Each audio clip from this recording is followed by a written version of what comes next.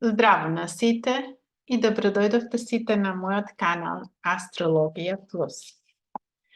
Денеска сакам да зборувам за Јупитер, кој што на 26. мај ќе го транзитира знакот Близнаци. И све ќе остане тука до 9 јуни 2025 година. Ако сте заинтересирани да дознаете која е оваа енергија и што можат близнаците да очекуваат во овој период, останете со мене до крај.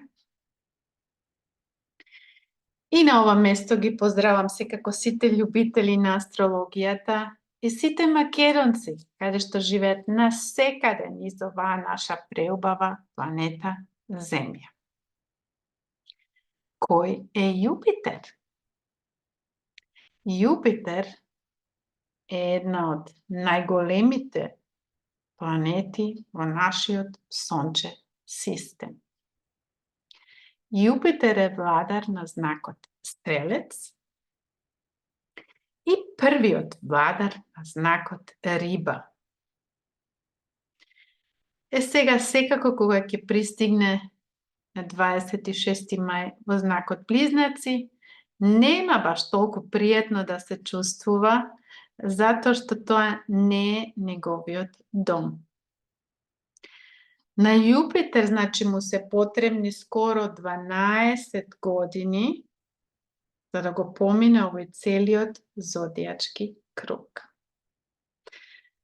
Сега можеме да кажеме дека последниот пат кога беше Јупитер во знакот Близнаци, тоа беше 2012 година. Што значи, сите близнаци можат сега да се прашаат што било тоа, какво време било тоа 2012 година, што све ми се случувало во овој период. И сега, значи, таа енергија пак се враќа, Јупитер се враќа пак на своето место, сите скоро 12 години, и некои работи секако се повторуваат. Сега, која е таа символика на Јупитер? Јупитер, неговата главна символика е оптимизмот. Јупитер дава символика на оптимизмот. Јупитер исто така носи символика на експанзија. Он зголемува све. Што зголемува све? Па на она све ние што даваме смисла на нешто. Која е нашата цел во нашиот живот? Тука Јупитер ќе зголеми таа енергија, ќе експандира. Јупитер исто така дава могуćност и инспирација за филозофирање, за учење, за студирање, за посетување на некои курсеви, каде што ќе можеме нашиот ум, близнаците, затоа што тука е владар Меркур, да добиеме некоја експанзија на нашите мисли, на нашиот ум. Што значи тоа? Како ќе добиеме некоја експанзија на нашиот ум? Секако преку едукација. Секако преку учењето, читањето на книги, посетување на некои курсеви или студии. Затоа што повеќето може да кажат, чим Јупитер сега влезе во знакот Близнаци, па он носи среќа, значи ние ништо не треба да правиме. Луѓе, тоа не е така. Без труд нема награда. Ако не се трудиме за нешто, нема ни Јупитер тоа да ни го поклони. Не само кај Сатурн. Сатурн не беше тоа многу тешка лекција. Кај Јупитер може да биде тоа малце, да речеме, лари-фари. Али таа енергија на Јупитер нема да биде толку строга како Сатурн. Меѓутоа, тука треба да пазиме на што даваме фокус, што нас ни дава смисла во нашиот живот. Значи, близнаците имаат сега во овој период на голема шанса и могучност на едукација, што значи то на читање, на учење, на филозофирање, на можда една могучност на патување во странство, каде што ќе можете да студирате. Еве, тоа е еден пример само. Или па ако имате, например, некоја идеја и некој фокус, некоја желба во странство да идете да студирате, може би, или едноставно така само на, да речеме, некој голем одмор да направите. Тука Јупитер, ако вашата цел е тоа, ако во тоа давате смисла и ако тоа носи смисла во вашиот живот, еве да речеме, јас сум мојата желба би била, речеме, да идам на некое место на одмор каде што е многу, многу далеко. Ако тоа е мојата желба, ако тоа е мојата смисла во овој период од 12 месеци, ако тука дадам смисла на тоа, да речем, тоа е тоа што сакам во оваа година да ми се исполни. И во тоа се фокусирате, ја давате целата ваша енергија, таа желба да исполни, тогаш тоа ќе ви се исполни.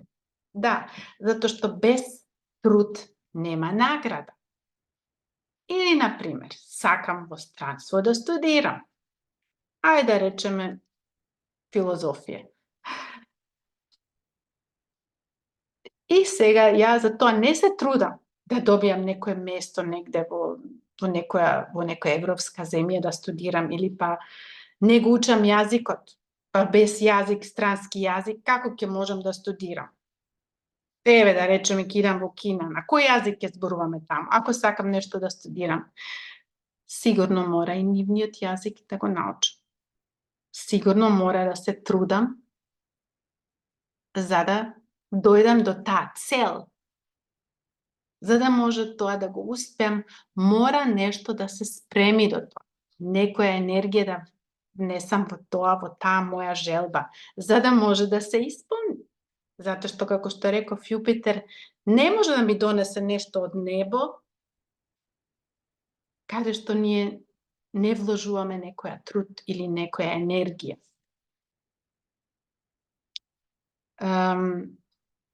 Значи, секаде прашате се самите што сакате, која е таа вашата најголема цел во овој период до 9 јуни. Што е она највише што вие сакате? Тука вложите таа енергија и Јупитер ќе ви донесе многу оптимистични времиња. Секако кога имате некои други лични планети, како например Венера, Меркур, Марс или месечината, ако тука ви се наоѓа исто многу поволен период да нагласам ако имате месечината тука и баш Јупитер која ќе транзитира, ќе направи една конјукција со вашата месечина.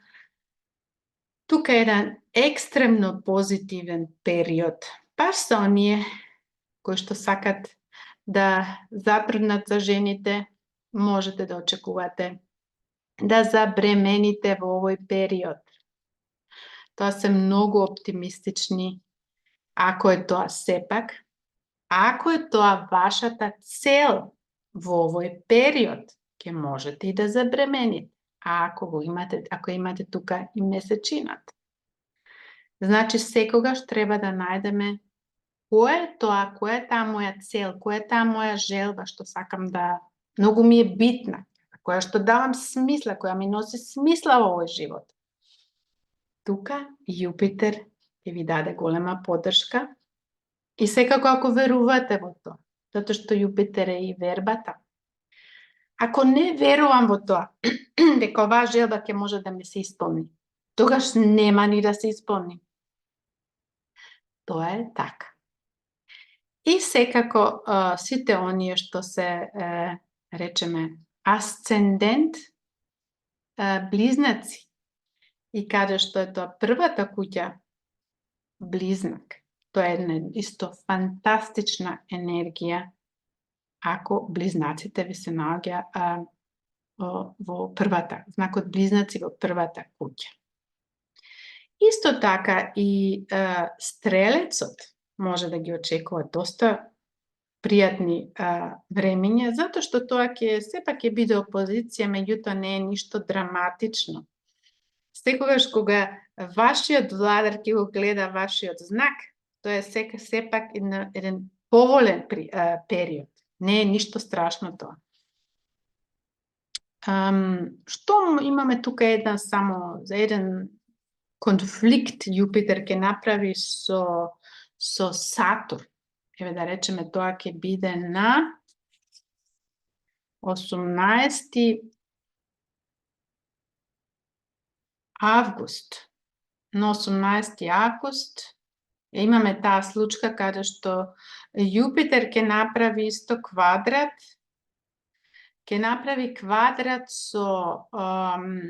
со Сатурн.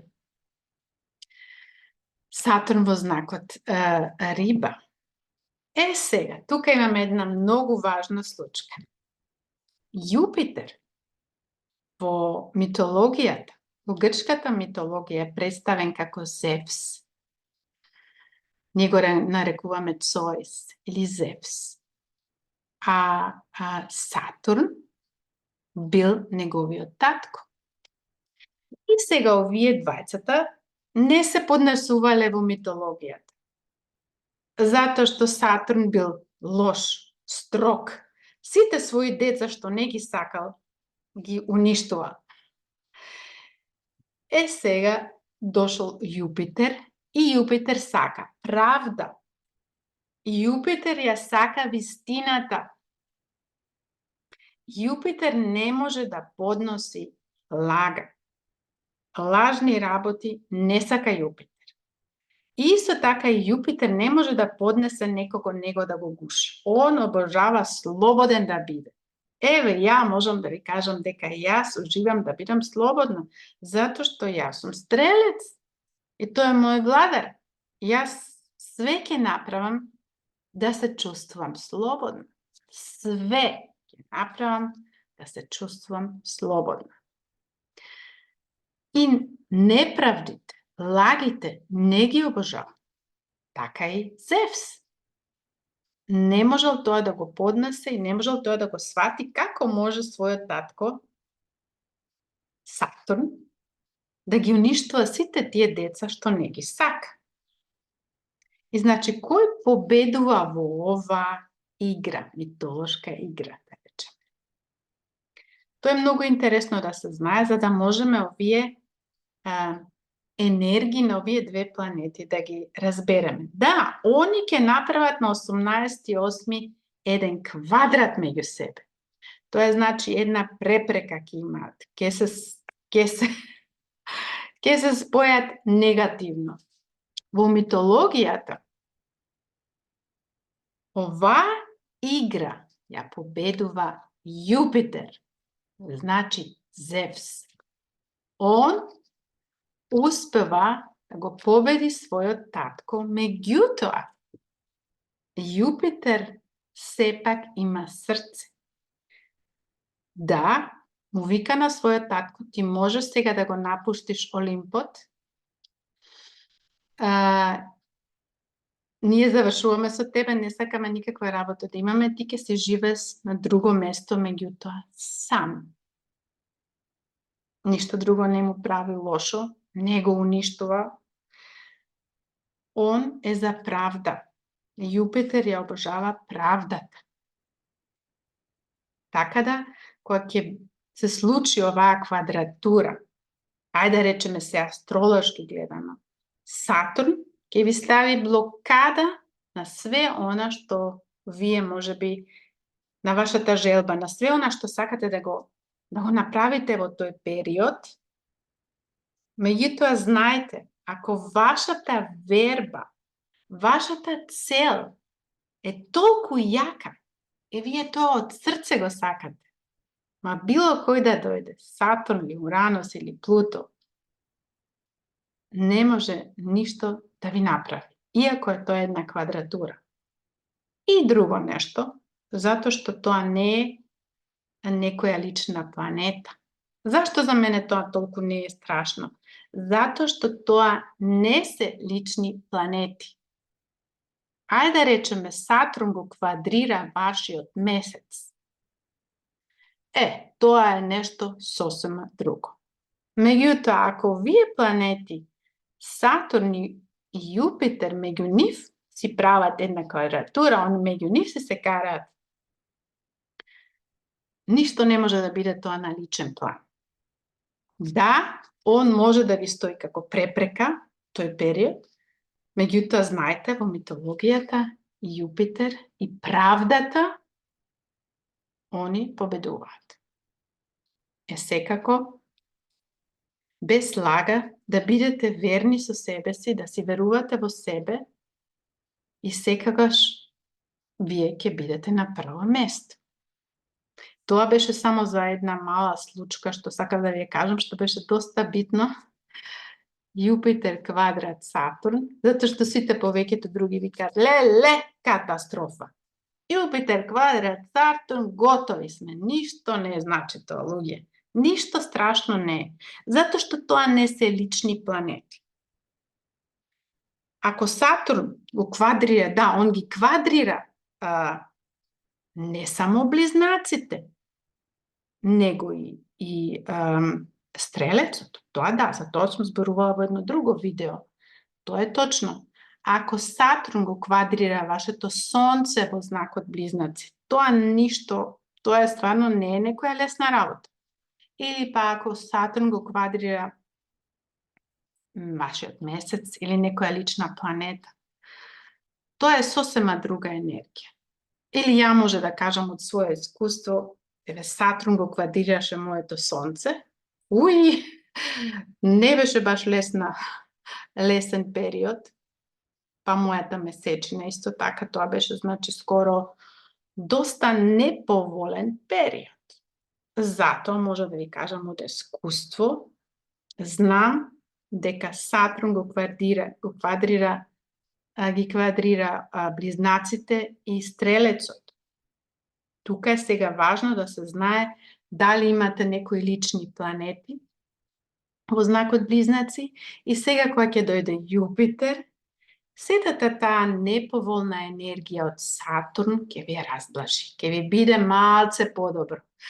Ќе можете да речете, сега се осеќам малце полесно, затоа што Јупитер е тука. Сепак, јас можам да ви дадам само еден предлог. Секаде на вие она што давате смисла во вашиот живот. И ако верувате во тоа, знаете дека и тоа ќе ви се исполни. Ете, драги љубители на астрологијата, ви посакувам многу пријатен период со Јупитер во знакот Близнаци. Бидете многу добро поздравени од мене, кој е заинтересиран за една лична астролошка консултација, слободно ќе можете да ме контактирате. До тогаш убав период и секое добро. Чао!